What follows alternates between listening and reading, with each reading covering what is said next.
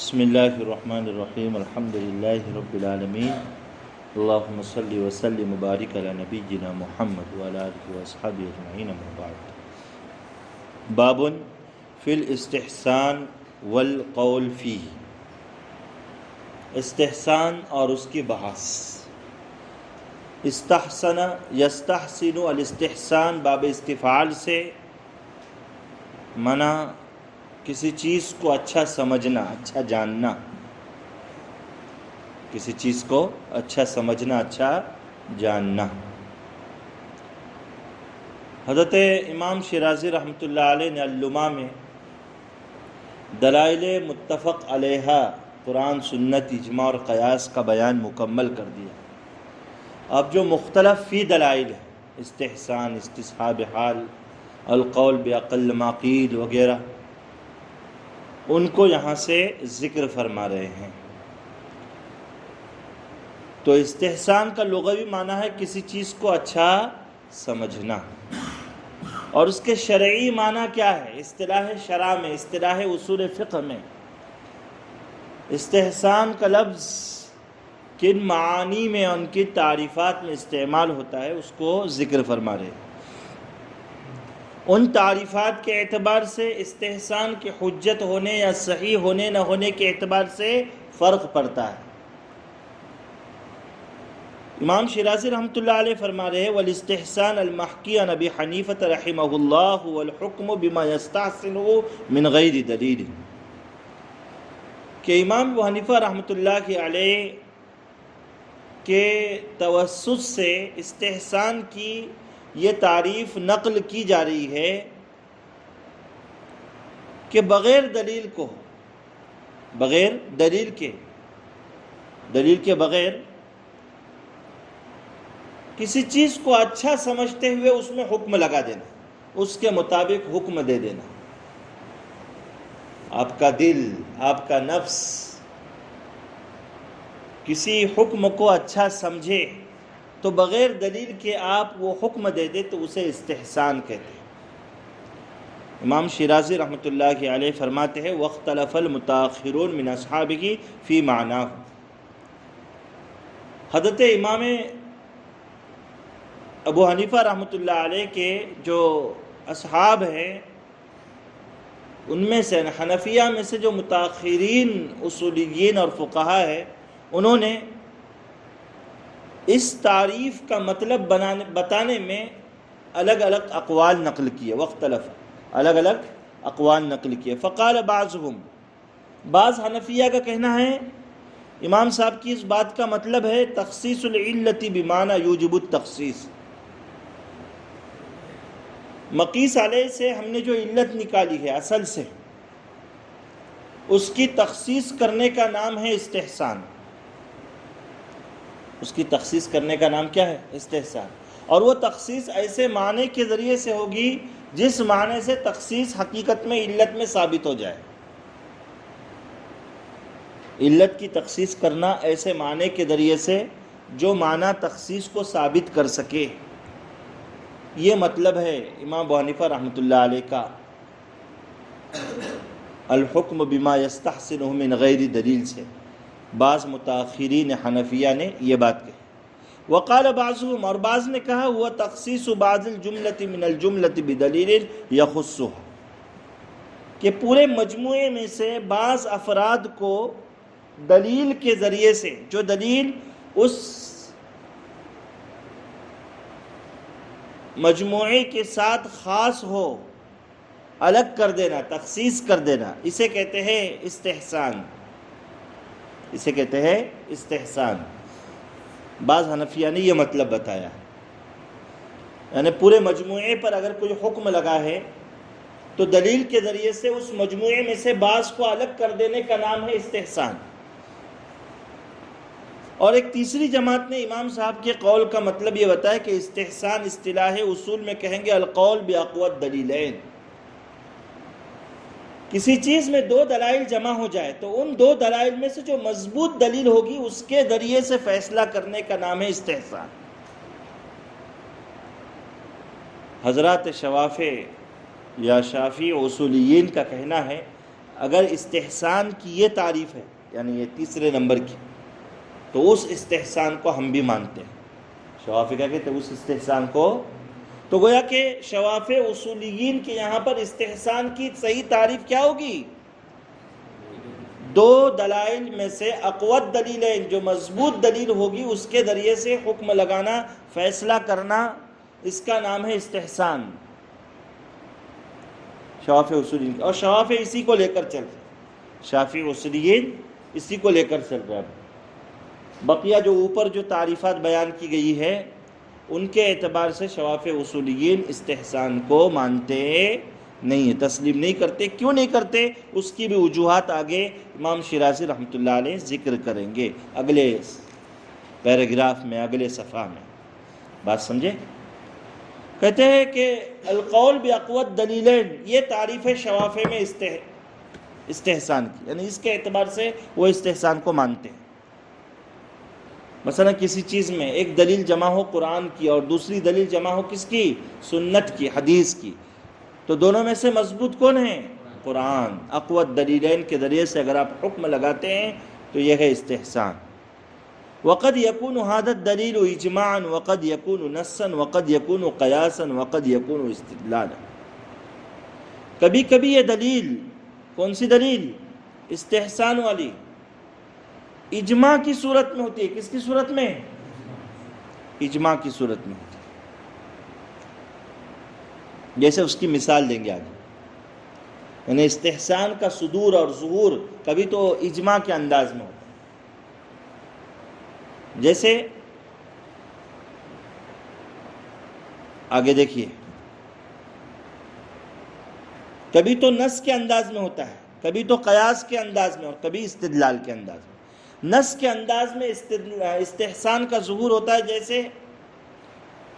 جیسے حدیث کا اور قیاس کا ملاپ ہو جائے، حدیث اور قیاس کا ملاپ ہو جائے۔ بھائی حدیث میں ہے البیعان بالخیار ما لم یتفرقا، پڑھا ہے نا آپ نے کہ بائع اور مشتری جب تک کہ جدا نہ ہو انہیں خیار مجلس کا حق ملتا ہے۔ خیار مجلس کا حق ملتا ہے نا، یہ حدیث کی بات ہے۔ عقل کیا کہتی ہے کہ نہیں، معاملہ ہو گیا، خیار مجلس نہیں ہونا چاہیے۔ عقل یہ کہتی ہے بس جو وہ اپنی بے کے اعتبار سے لازم ہو جائے بے، بس کافی۔ تو ان القیاس اللہ یثبت الخیار فی البیع، عقل تو یہ کہتی ہے کہ بے میں اختیار ثابت نہیں ہونا چاہیے۔ لیکن کیوں اختیار دیں گے؟ تو لأنہ غرر، اس میں ایک دھوکہ ہے، عقل کہتی ہے۔ لیکن استحسناہ للخبر، لیکن ہم نے حدیث کی وجہ سے بائع اور مشتری کو اختیار دیا ہے، البیعان بالخیار ما لم یتفرقا، اس حدیث کی وجہ سے۔ تو یہاں پر دیکھیے بیع میں بائع اور مشتری کو اختیار ملے کہ نہیں ملے؟ حدیث کہتی ہے ملنا چاہیے، قیاس کہتا ہے نہیں ملنا چاہیے۔ تو اقوت دلیلین کیا ہے؟ حدیث۔ یہی ہے استحسان شوافی کے نزدیک، دوسری کوئی شکل استحسان کی نہیں۔ والاجماع، کبھی کبھی استحسان کا ظہور اجماع کی صورت میں ہوتا ہے۔ کس کی صورت میں؟ جیسے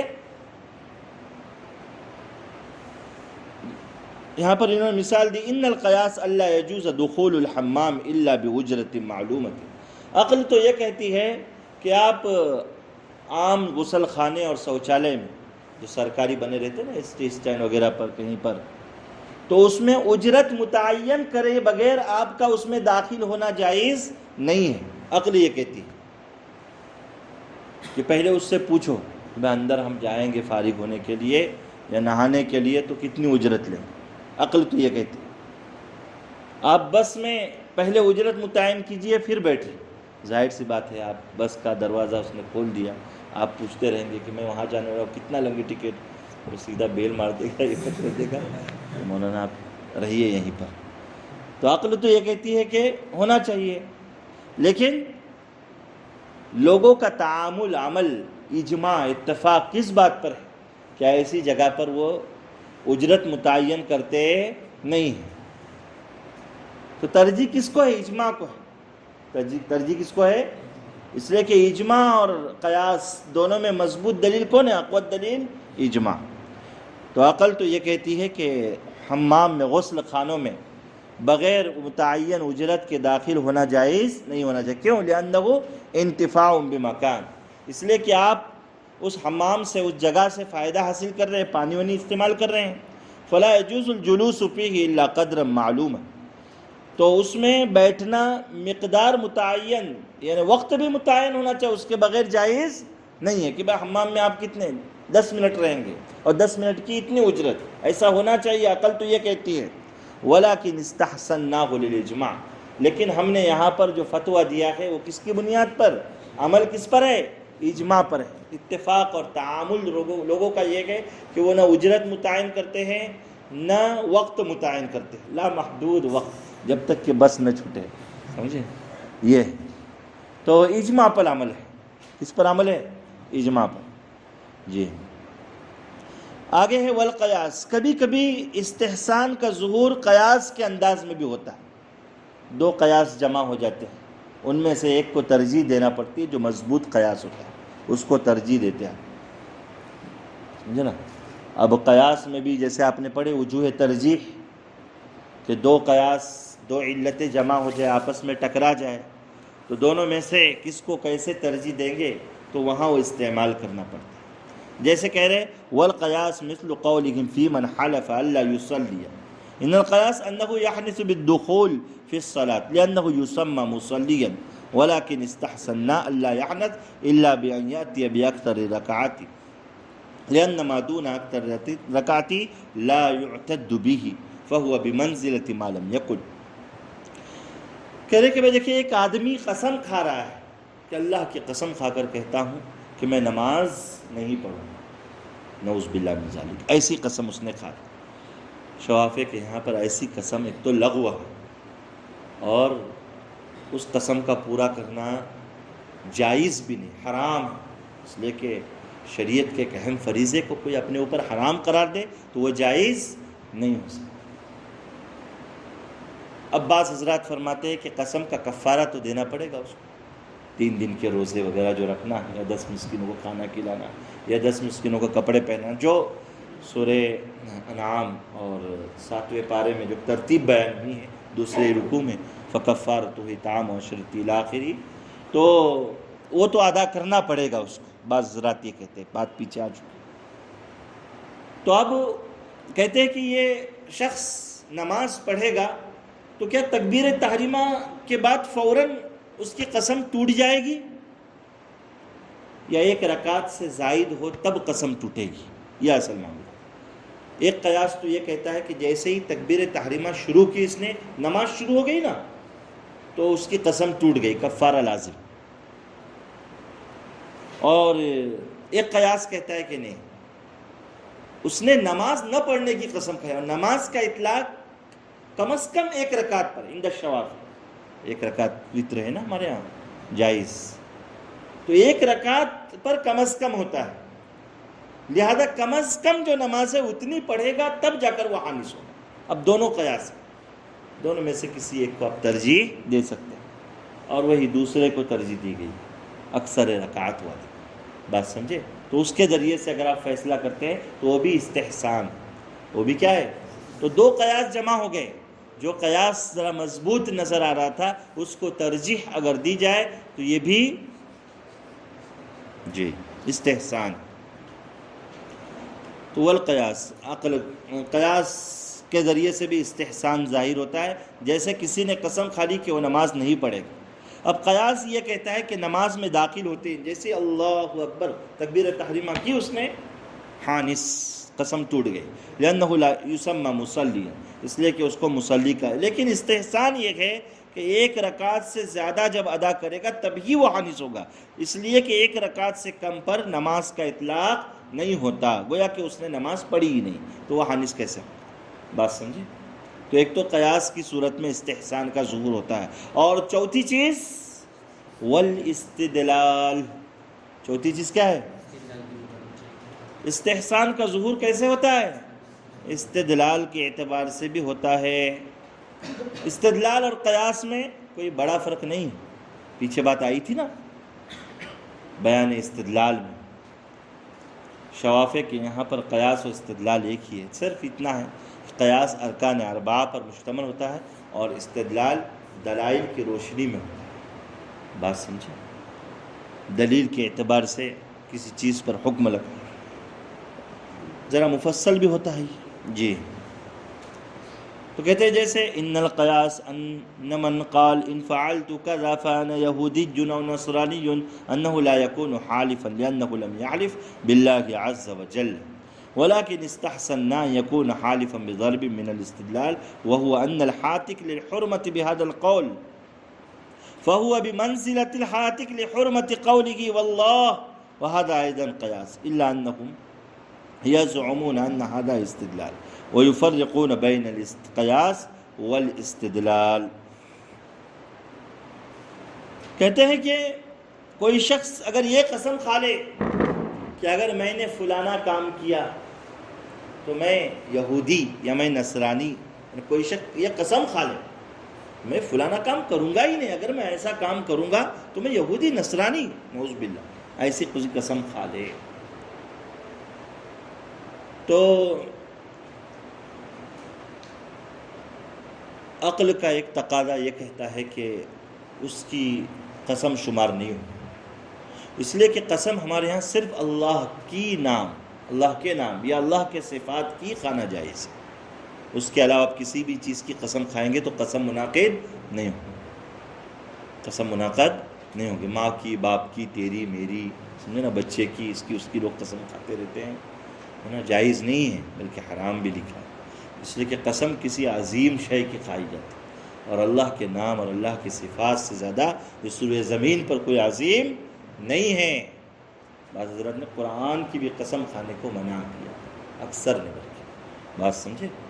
ہاں، ہاتھ رکھ سکتے ہیں، قرآن پر ہاتھ رکھ کے قسم کو مؤکد کر سکتے ہیں، ورنہ قسم کھانا ہے تو کس کی؟ اللہ کی.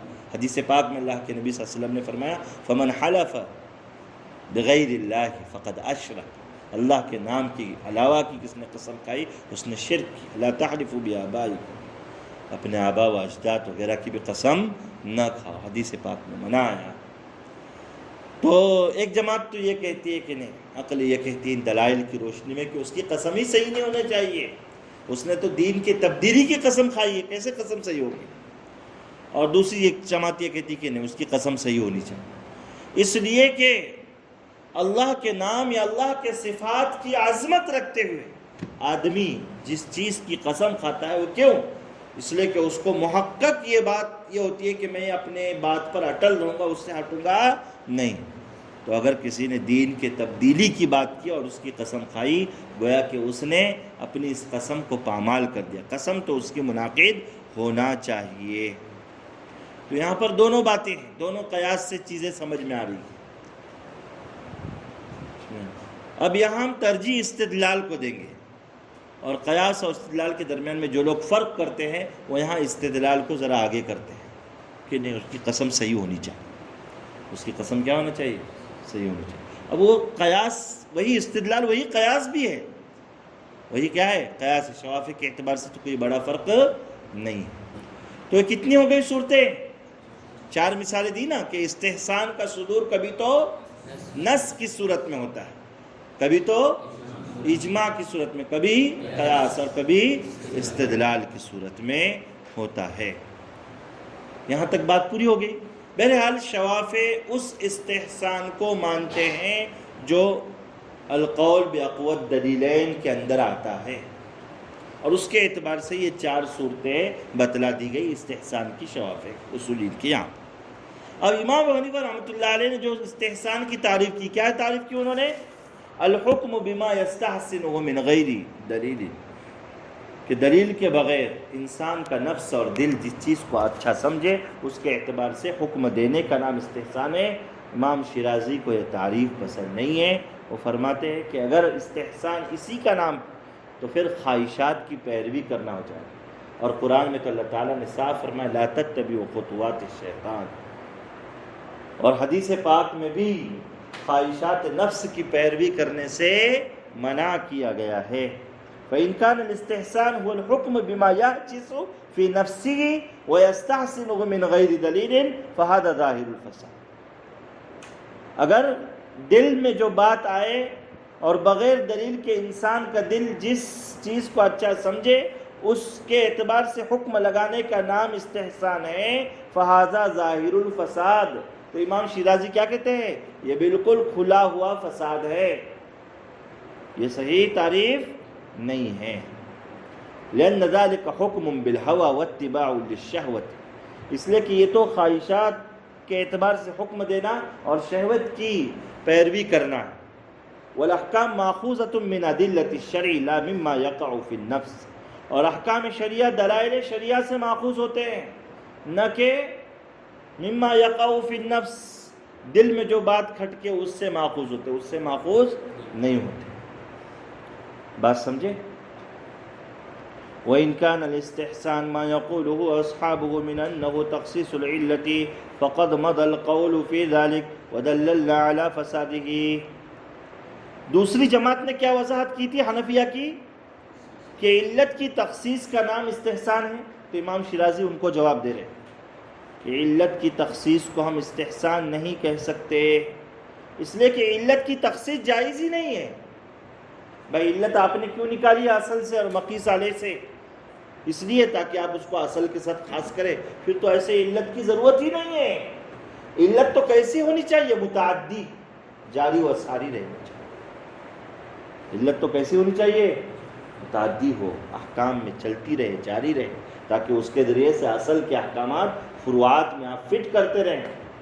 علت کی تخصیص جائز نہیں ہے، اور اگر استحسان نام ہے تخصیص علت کا، فقد مضى القول فی ذلک، تو یہ بات تو بحث پیچھے آ چکی ہے، ودللنا علی فسادہ، اور اس کے فساد بھی ہم نے بتا دیا ہے پیچھے۔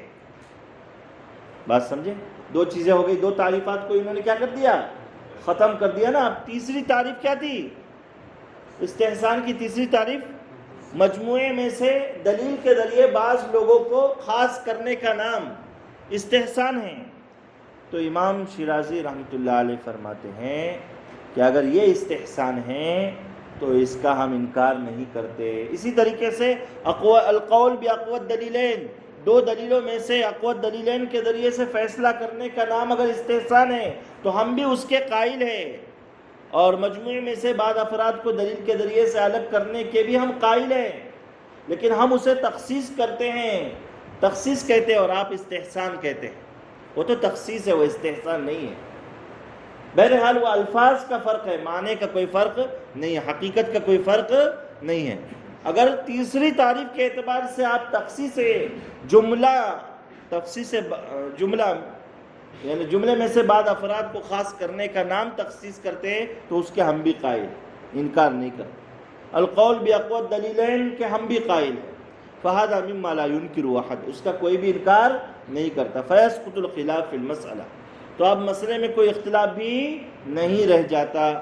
ويحصل الخلاف في أعيان الأدلة التي يزعمون أنها أدلة خصوا بها بعض الجملة أو دلیل أقوى من دلیل، اب صرف اختلاف ان نفس دلائل میں ہے جن کے بارے میں یہ خیال ہے کہ ان دلائل کے ذریعے سے جملے میں سے بعض افراد کو الگ کیا گیا ہے، یا دو دلیلوں میں سے مضبوط دلیل کے اعتبار سے فیصلہ کیا گیا ہے۔ اب اختلاف جو رہے گا وہ اس میں کہ دو دلائل میں مضبوط دلیل کون ہے۔ اب اختلاف اس میں رہے گا کہ جملے میں سے بعض افراد کو کن دلائل کے ذریعے سے الگ کیا جا رہا ہے، ان دلائل کی حیثیت کیا ہے۔ اب اختلاف صرف اس میں رہے گا۔ اب وہ جو اختلاف ہے تخصیص علت والا یا خواہشات کے ذریعے حکم لگانے والا، وہ کوئی اختلاف رہے گا نہیں۔ بات سمجھے؟ تو دو دلائل کے ذریعے، مضبوط دلائل کے ذریعے سے حکم لگانا اور فیصلہ کرنا، اس کا نام استحسان ہے شوافع کے نزدیک، اصولین شوافع کے نزدیک۔ بات سمجھے؟ اسی طریقے سے بعض لوگ یہ کہتے ہیں کہ جملے کی تخصیص کا نام استحسان ہے، تو امام شیرازی اس کو بھی تسلیم کرتے ہیں کہ اگر یہی استحسان کی تعریف ہے تو ہمارے یہاں تو یہ ہوتا ہے، لیکن ہم اس کو تخصیص کہتے ہیں، تخصیص عام کہتے ہیں، آپ اسے استحسان کہتے ہیں، کہو جو بھی، لیکن مطلب تو ایک ہی ہے، مطلب تو ایک ہی ہے۔ بات سمجھے؟ کہو جو بھی، مطلب تو ایک ہی رہے گا۔ تو اس باب میں، یہ باب یہاں استحسان کا مکمل ہو، اس باب میں امام شیرازی رحمۃ اللہ علیہ نے ایک تو استحسان کی تعریف بھی بتائی، اور کون سی تعریف کے اعتبار سے شوافع کے یہاں پر استحسان درست ہے اور کون سے اعتبار سے درست نہیں ہے وہ بھی بتلایا۔ بات سمجھے؟ تخصیص علت کا نام اگر استحسان ہے تو شوافع اصولیین اور جمہور اسے مانتے نہیں ہیں۔ خواہشات کے اعتبار سے حکم لگانے کا نام، دل چاہے اس اعتبار سے حکم لگانے کا نام استحسان ہے تو شوافع اصولیین اسے مانتے نہیں ہیں۔ بات سمجھے؟ شوافع اصولیین اقوت دلیلین کے ذریعے سے حکم لگانا اس کو مانتے ہیں استحسان۔ جملے میں سے بعض افراد کو دلیل کے ذریعے سے الگ کرنا، اگر کچھ لوگ اس کو استحسان مانتے تو شوافع ان کی مخالفت میں نہیں ہیں۔ البتہ شوافع کے یہاں پر القول الحکم باقوت دلیلین کا نام استحسان ہے، اس کو لے کر چلیں۔ جی بات سمجھ میں آ رہی ہے؟